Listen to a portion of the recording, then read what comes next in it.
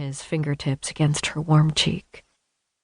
Even though she'd been kidnapped and God knows what else.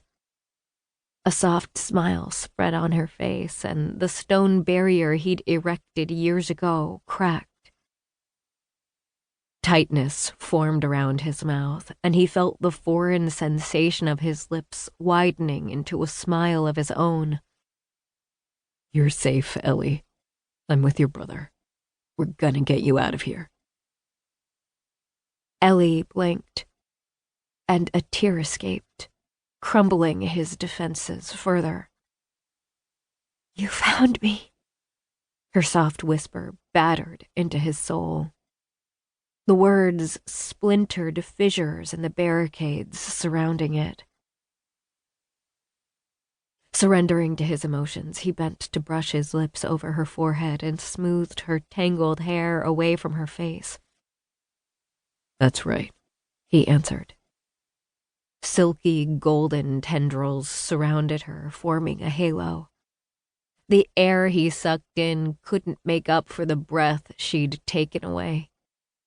Devil rested his forehead on hers, and he closed his eyes reverently, knowing he only had a moment before he had to aid his men outside.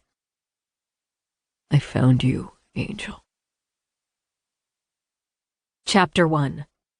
Present Day. "We've got another survivor. Get here when you can."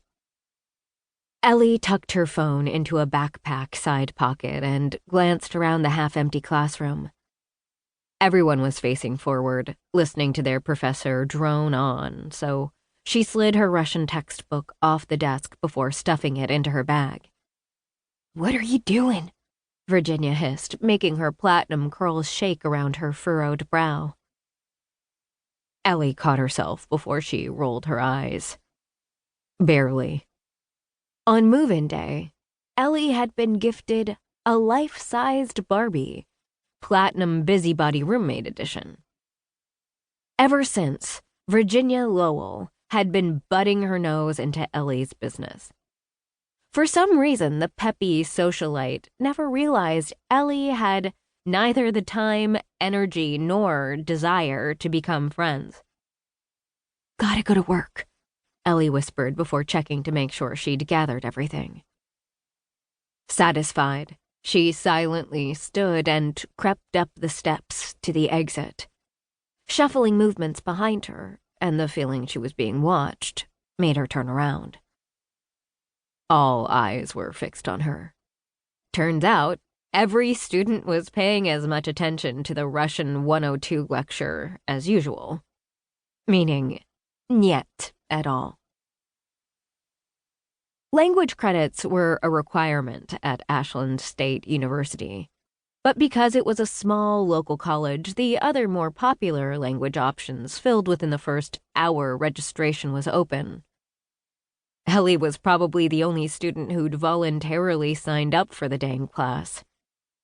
Despite the fact Ellie was the most interesting thing in the room, Professor Novikov droned on about determining Russian grammatical gender. Why a bed is considered female wasn't ever something she wanted to analyze too deeply. Her prior interaction with Russians made her shudder to imagine that particular word's origins. She turned back around and continued her trek up the stairs until she heard a throat clear. "Miss Stone, you have somewhere else you'd rather be?" As usual, the harsh consonants grated on Ellie's nerves. At least hearing the language didn't give her panic attacks anymore. She slowly pivoted, her hand still on her backpack strap. While studying Russian as a form of immersion therapy eventually took, anxiety still flooded through her under the heat of Professor Novikov's scowl. Ellie tried to ignore the stress sweat already prickling at her forehead and avoided the blatant stares from her fellow classmates. The classroom had stadium seating, and with Ellie at the top of the room inches away from the exit, Professor Novikov had the ability to glare up while simultaneously looking down on her.